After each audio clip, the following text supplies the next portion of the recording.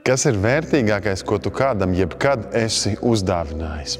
Es domāju, tieši materiālā ziņā mēs varētu teikt, protams, savu sirdi, savu laiku, bet tādām lietām, kurai var pielikt cenu zīmi klāt. Kā bija to dāvināt? To bija grūti atlaist vai tieši otrādi? Tas tev deva milzīgu prieku. Es mīnu, ka sākumā bija grūti, bet tajā brīdī, kad tu to palaidi vaļā, tas tev deva ļoti lielu prieku.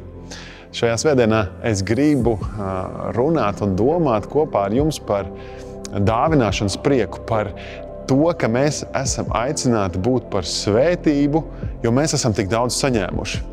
Un es ticu, ka arī tevi Dievs grib lietot kāda cilvēka dzīvē, lai nestu svētību.